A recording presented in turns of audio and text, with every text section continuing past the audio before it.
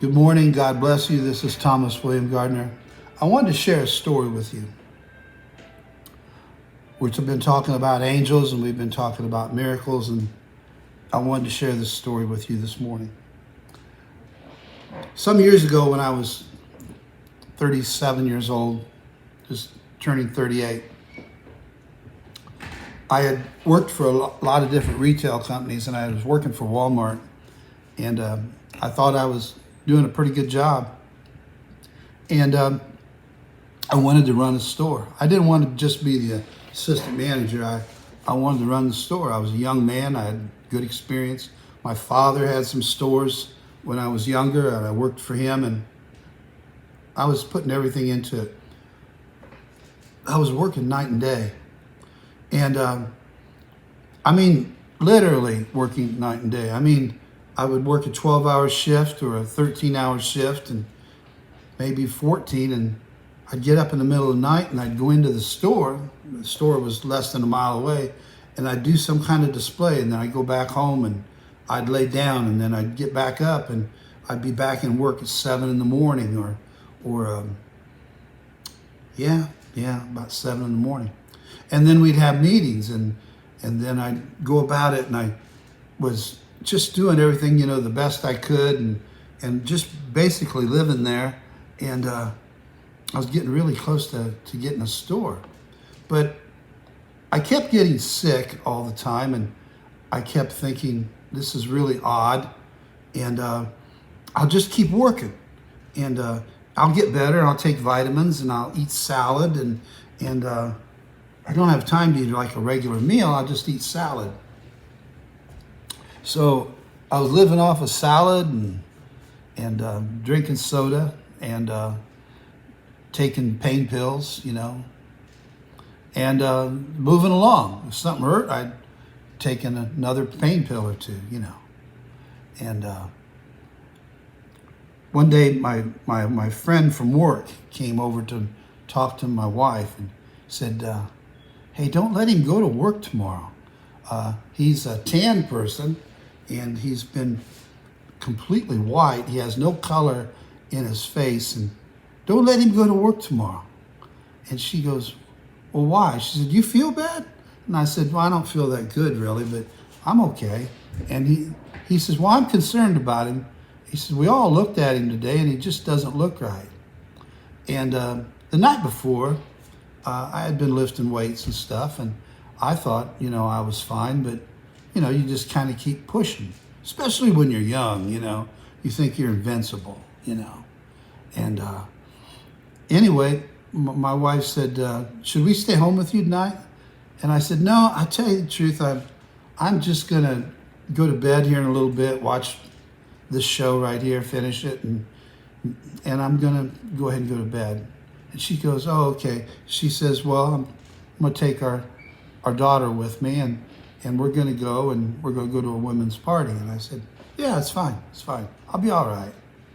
And I told Bruce, I said, I'll be all right, Bruce. Everything's okay. He says, you're not going tomorrow, right? And I said, well, we'll see, Bruce. We'll see. And I went in, and I looked at myself in the mirror, and I used the restroom, and I stood there and I stared at myself at the mirror. He said, I didn't look right. What's wrong with me? Yeah, I guess I look pale, I don't know. And I put my hand on the door of the bathroom, and I was going to go down the hallway. And I put my hand on the door, and I opened the door, and all of a sudden, I felt this hand on my chest, and I felt it pick me up and toss me back towards the shower. And I hit the shower doors, and I slid down the doors, and I was on the floor. And I went to get up, and I couldn't get up, and I couldn't get up. I couldn't push to get up. And I said, that was crazy. It felt like a hand grabbed a hold of me and tossed me on the floor. And I thought, big hand too. And I thought, I just want to get into that bedroom and lay down. Well, my wife went to that party, and my daughter went with her. And when they came home, I was still on the floor in the exact same place. And she came and she's hollering my name, and I hollered back to her, and she came into the bathroom, and she looked down at me. She said, "You can't get up, can you?" And I said, "No, I can't get up." And she said, "What do I do?" She said, "Should I call 911?" And I said, "Well, yeah." I said, "But call Harry first from next door." She said, "Why Harry?" I said, "Well, I'm laying here in the bathroom and I can't get up, and I don't want strangers to see me laying in the bathroom. And see if Harry can get me over to the couch." And of course, Harry came over and he helped me up, and he got me over to the couch, and 911 came, and my friend from work somehow saw the ambulance show up and followed the ambulance to the hospital. And I went to the hospital, and I'm going through the door, and they're pushing me real fast, and I'm on a table, and they got me in a tourniquet, and the tourniquet is up to here so that my blood's pumping up here so that I wouldn't pass out, because I'd been losing blood for weeks. But I didn't want to take time to go to the doctor because I was going to run a store. I was going to run a big 200,000 square foot store. And I wanted that store. Well, I'm in the hospital and got out of the ambulance, and they're running me down through the hallway. And the one young doctor says, and there's there's like 5 or 6 people rushing around me because they think I'm going to just die right there, code right in front of them. And the one young doctor says, "Is he dead?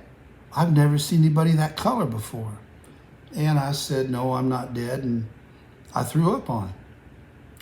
Well, they all bust out laughing. I passed back out again. And of course, I didn't mean to do that, but passed back out. And then I woke up, and I woke up about 3 days later. And they had ran a scope down me and everything. And the doctor came in to the room, and he talked to me. And he said, "Mr. Gardner," he said, "how you feeling?" I said, "I don't feel too bad." I said, "My head hurts really bad." He said, "That's because you've lost so much blood." And I said, "Yeah." He said, you know you've been losing blood, right? You've been passing blood." And I said, "Yeah." He said, "Well, why didn't you go to the doctor? Or why didn't you come in for help?" And I said, "Well, Doc, I wanted to get a store. I wanted to be a store manager." I said it was a dream of mine, and I was pushing pretty hard. And he said, "Wow." He says, "Well," he said, "you know those people that live over in Africa, and a lot of them, their stomachs swell up, and they don't have enough to eat, and when they eat, they swell up even worse, and he says their diets are terrible." And I said, "Yeah." He said, "Well, that's what you've got." And I said, "Well, that doesn't make any sense. I eat salads all the time." He said, "Well, let me just talk about that salad. What do you eat?" And I said, "Well, I eat salads, and I put Italian dressing on them, and I don't eat much of anything else these days because I want to run a store." And I said, I figured that was healthy. He said, "Well, that's acidic. You're putting acids into your body. And you said you're drinking Coke?" And I said, "Yeah." And "You're taking pain pills?" "Yeah, if I'm having trouble, I just take a pain pill." He said, "Well, your insides," we ran a scope down through, and all the way down, he says it looked like somebody taking a razor blade. It's in all through your intestines. Everything's bleeding. You don't have an ulcer. What you've got is a severe case of malnutrition." And I said, "But that's impossible." He said, "Well, you eat like a child." He says, "You eat what you want instead of what you should." And he says, "What you wanted to do was eat a salad all the time, but you forgot about your other basic groups of food." He said, you know people eat more than just salads or one thing, right?" He said, "That's all acidic, and your insides are just bleeding."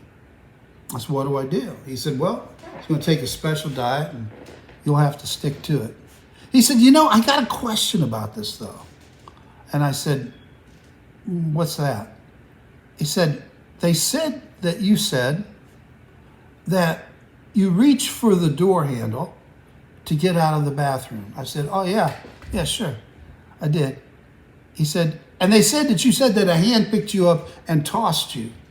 And when you landed on the floor, you couldn't push yourself back up. Is that true? I said, yeah, a hand. Whose hand was it? I said, I don't know. I said, it was felt like a large hand, just had no problem tossing me. And he says, I said, well, what is it, Doc? And he said, here's the thing. If you would have went down the hallway and you would have laid down in that bed, he said, you would have went into a sugar coma because you got your insides all messed up. And he says, people would have thought that you had the flu and they would have let you laid there. And after about 14 hours of that, he said the coma would have taken place, and he said you would have went out and you would have died. So you were about a day and a half from dying. He said, I'd say 20 hours of like that and just being left alone, treating it like the flu, you would have died. He says, you say a hand picked you up. Yeah. And it tossed you. And you hit the floor. And I said, yeah.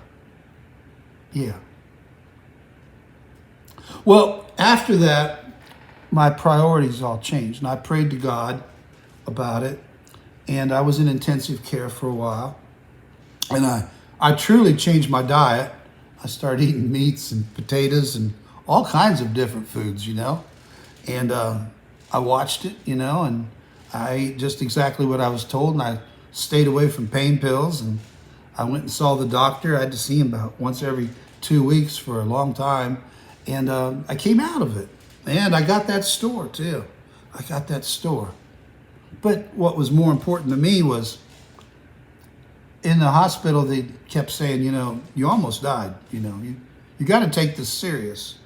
And people don't have malnutrition, but you almost died. When I got out of the hospital, change came over me. And I still wanted to run that store. But the Lord had talked to me and he said, what's important? What's important in your life? Do you believe in angels? Am I important? Is your family important? Is getting ahead in life, is that what's important to you? And I said, Lord, you're what's important to me, Lord. And I want to do what you want me to do. And when I was in the hospital, I started thinking about Grandma, and I was real close with my grandmother. And when was the last time that I put my arms around her and I told her that I loved her? I said, I'll see you later, Grandma. I'll come back over tomorrow. Or it's good to see you, Grandma. How you doing? But when was the last time I put my arms around Grandma and held her close to me and kissed her? Kissed her forehead. Told her she was great. I couldn't remember. I was ashamed of that. When was the last time I looked at my father and I said, Dad, you've always been there for me. And I'm proud of you. I'm just proud of you. You're such a good, honest man. When was the last time I did that? I couldn't remember. When was the last time that I got down on the floor, played games with my daughter, and we laughed and had a good time together, just one-on-one, and we watched television laying on the floor together and talking, and I couldn't remember. And it seemed to me that things were slipping away and my priorities was on getting ahead. Well, I was doing it for the family, right? I mean, I was trying to do things for the family, and that's good, right? And I was going to church, and I had church friends. We said all the churchy things, and we knew all the churchy phrases, and I sat and listened and everything, but my priorities were good, right? Well, God wasn't first. My family wasn't second. But getting ahead was number one. Oh, yeah, make no mistake. And I got ahead. We got the store, but I changed.